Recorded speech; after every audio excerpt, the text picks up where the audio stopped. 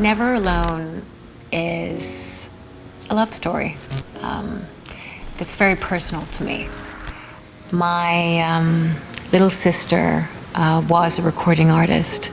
3 years ago, she unfortunately was victim of her own mental unease, and she died by suicide.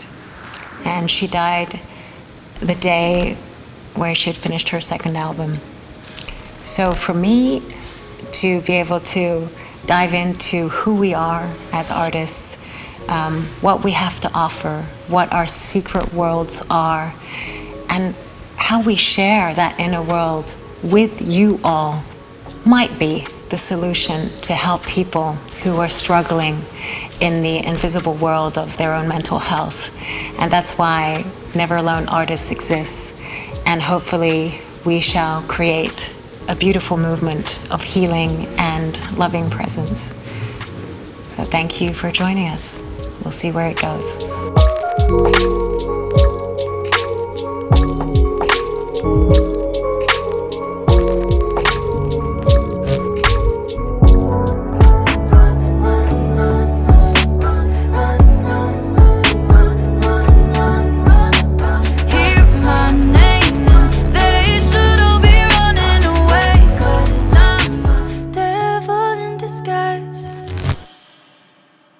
Welcome to Never Alone Artists. I am so happy today because we have a wonderful guest, Andrea Russett. Hello.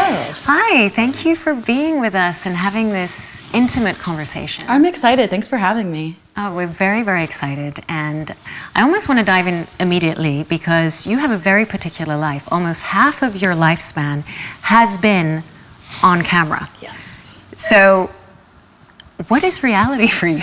Honestly, I don't know anymore. No. Well, I started doing internet stuff out of boredom when I was 12, before it was really even like a thing to be internet famous. When I met you, girl, my heart went knock, knock, knock. Now them butterflies in my stomach won't stop. So I kind of stumbled into it by accident. So I didn't really know boundaries in the beginning, and I was like putting everything online, and there was no real life and online life. It was just all meshing together. So I think now that I'm a little bit older, I'm starting to figure out how to set those boundaries and kind of like be better about keeping certain things offline and be more focused on reality. The question, who am I and what is reality, is the basis of Deepak's work for the last 40 years. And he's translated that into so many books. And I almost want to say, but how do you carry that book of life into your experience? What is there must have been, because the fact that you said that you had no boundaries, there must have been a sense of loss of who you are at some point. Absolutely. Especially because when I'm putting everything online at such a young age, and there's so many strangers' opinions about what I'm doing, you kind of can't help but alter who you are based off of those opinions, and whether it's good or bad. So it's kind of hard not to like listen to those. So I think there was definitely times in the beginning when I was younger where I was paying too much attention to what people were saying and kind of changing myself to hopefully get nicer comments or be approved by more people, I guess. But I think I've grown out of that, at least for the most part. I don't think you ever fully can ignore what people are saying, but we live in a reality where everyone is projecting their own opinions on us, and sometimes it's really hurtful. Yeah. And especially, I mean, I've experienced it differently. My little sister experienced it differently. What can we do to just have a buffer? I think the most important question in existence is, who am I? Mm-hmm. And so we talk about self-love, we talk about identity. But if you go really deeper into this question and reflect on it, who am I? It takes time. Mm-hmm. Don't expect you at your tender age to immediately transform into a, what do you call, spiritual savant. Mm-hmm. You're a savant in other ways. The question, who am I, is a very, very, very complex mystery. So, in some of the wisdom traditions, the distinction is between what we call object referred to self referred. So, what is object? Object is anything out there, Yeah. and subject is the one that's experiencing that. Now, most people don't realize that the body is an object. Yeah. You're not your body, because you started, as I say frequently, as a fertilized egg, and if you're healthy, you've already been through an embryo, an infant, a teenager, now this. If you're healthy, one day all the way to dusty death. So the body is an object. Yeah. The mind is an object, because you can observe the mind, you can observe your thoughts, right? Yeah. And your thoughts are always changing, just like your body is changing. Your ego identity, which means that's what's on the internet, it's your ego identity, that's also an object. Yeah. So what is the subject? Subject is what we call I. Everything begins with I. Yeah. I am happy, I'm not happy, I'm rich, I'm poor, I'm a girl, I'm a boy, I'm a non-binary, whatever. But it all begins with I. And so ever since you became aware, you've had this identity called I that's been watching the baby mind, the baby body, and now this, and more to come. Yeah. Hopefully. All those are objects of experience. The body, mind, ego, intellect, emotions, they're objects. Yeah. You're the subject. So the subject is actually, in wisdom traditions, called the soul. Okay? Or these days, conscious agent, doesn't matter what we call it, but Yeah. it's something that never changes. Yeah. There's a part of you that has never changed. I like that. Okay? And that part of you is, when we say self-love, independent of the good and bad opinions of the world, fearless, and beneath no one, therefore no need to impress anyone, and also, in a way, superior to no one. Yeah. If you remember those three things, fearless, independent of the good and bad opinions of the world, and beneath no one, then instead of depending on some object to feel good, you already are feeling good, and then you project the objects. Yeah. So most people say, I'm here in this world, and the world is happening to me. And good news, I'll be happy, bad news, I'll be sad.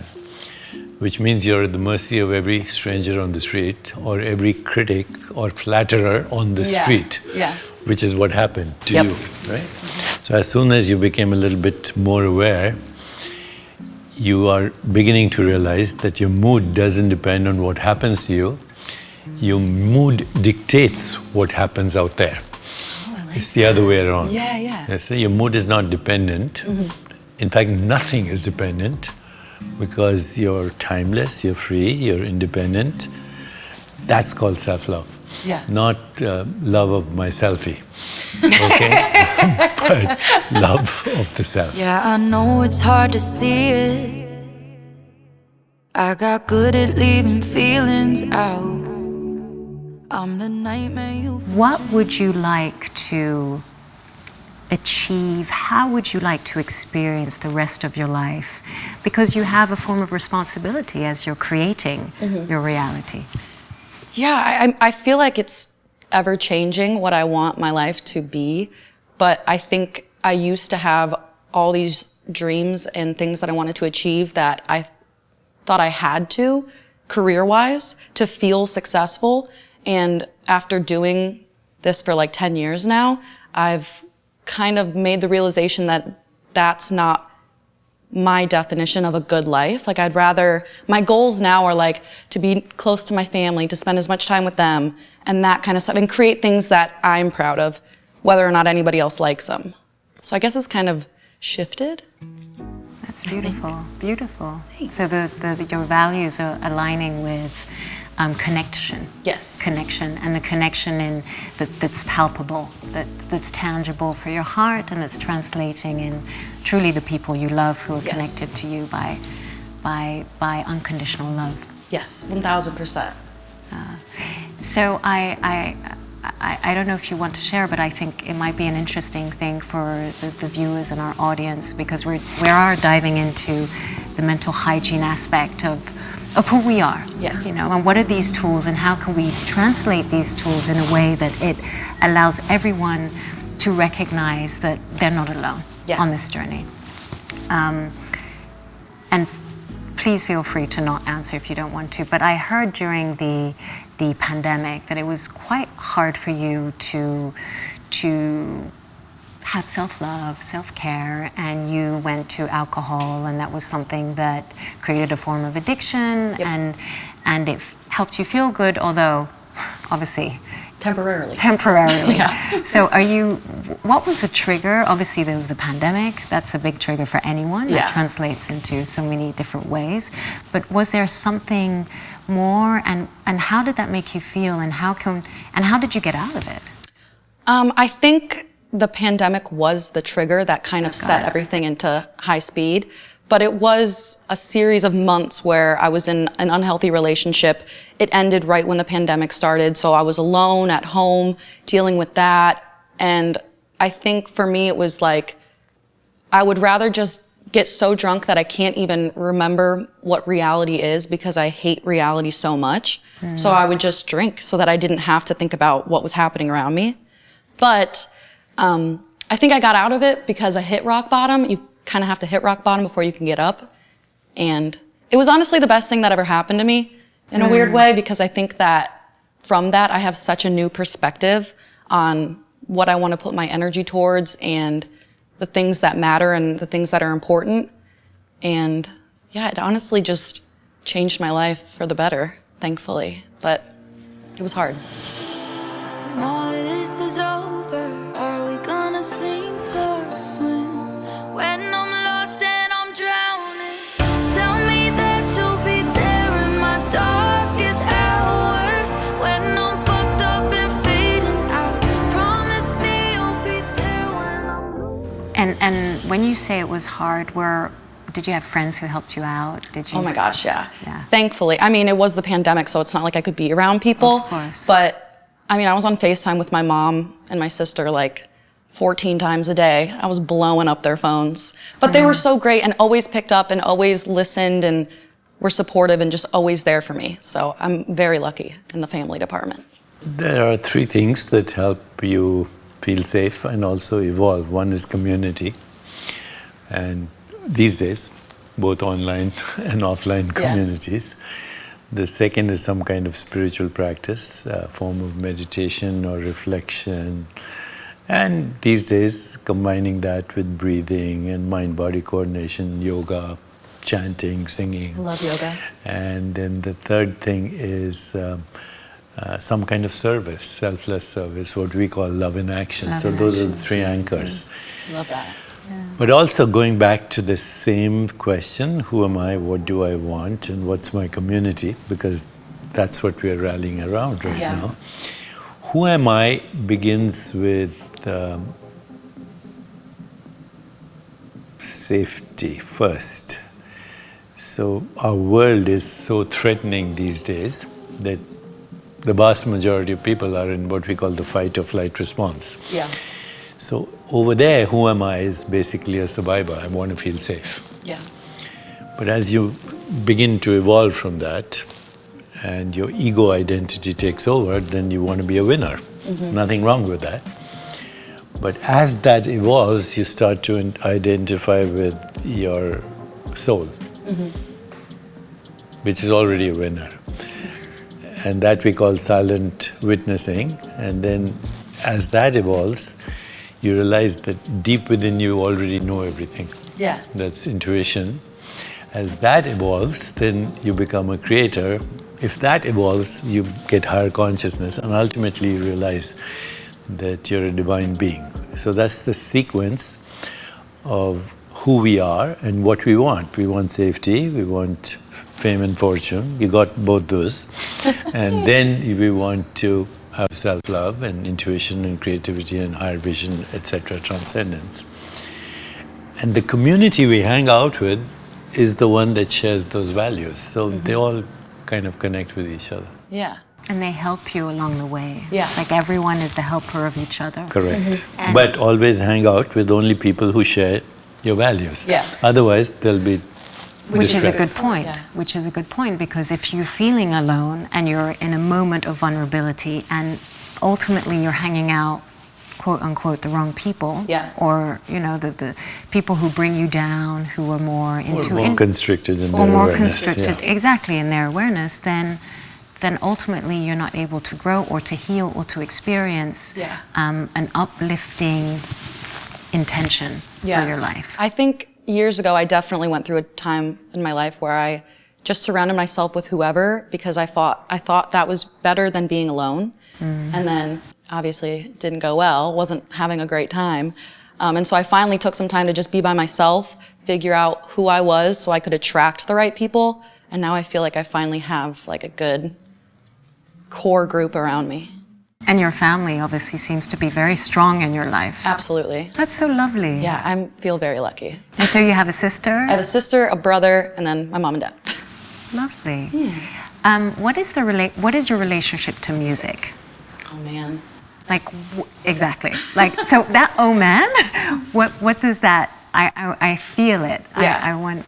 It's just always been such an important part of my life. Even when I was super young, like in 3rd grade, when I first was confused with my sexuality, confused with experiencing depression and anxiety, but not knowing what that even was, and not knowing how to talk about it, music always made me feel like somebody else understood what I didn't understand about myself. So it made me feel a lot less alone, and just growing up, it just was always such a big, important part of my life. And so now to be creating my own, and hear people say that my music has that same impact on them that other people's has had on me is like the best feeling ever. And I'm giving it my all. I'm not the guy you're taking home. Ooh, I keep dancing on my own. So That's lovely. So it's what you were saying, Deepak. It's like when you're serving others, then all of a sudden there's an Yes. experience of this feedback of love and self-love and acceptance, ultimately, acceptance of where we are in the world. You mentioned something about your sexuality. Yes. How are you today in that landscape? Oh my gosh, I feel so confident in who I am, and like, it's just such a 180. I remember when I was in 3rd grade, for the first time being like, I don't think I'm straight, but I still like guys. And I didn't know that bisexual was even a thing. I grew up in a super small town, very religious. And so when I moved to LA and I saw other people so like proud and open about who they were, I was like, oh my God, who I am is not wrong and I'm okay. And so, yeah, I'm come a long way, and I just feel really confident and happy to be able to talk about it so openly. I never thought I'd be able to. I never thought I would come out, ever. And you came out how long ago? I think it was 3 or 4 years ago now. And it was a public experience. It was a public experience, yes. I came out in not the best way. It was kind of a not fun situation. Came out to my parents over text. It turned out to be beautiful because everybody rallied behind me and was so supportive and just had the kindest things to say. So, no regrets. That's lovely. It's really In lovely. sexuality also, by the way, there's only one rule. Shared values, period. If you're in a relationship, sexual relationship, and you don't have the same values, it's going to falter. Yeah. Period. Yeah. If you have the same values, it doesn't matter what it is. I like that. Ah, that's beautiful. Well, thank you, Deepak. And I think it's just maybe one last question for those who are watching.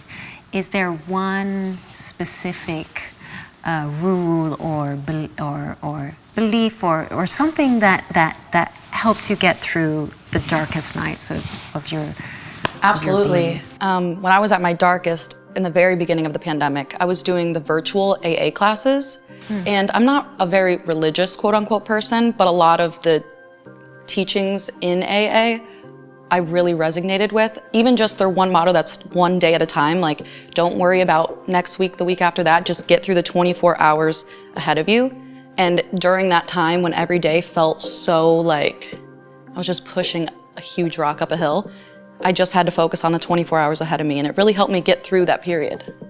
And now, focus on just this moment, not even the 24 hours. Exactly. Yes, present. Thank you so much. Thank you guys. Thank you. Lovely to meet you. Yeah, I feel like I have such a new perspective on so many things, so thank you guys. Thank you. Thank you for sharing so much of yourself. course.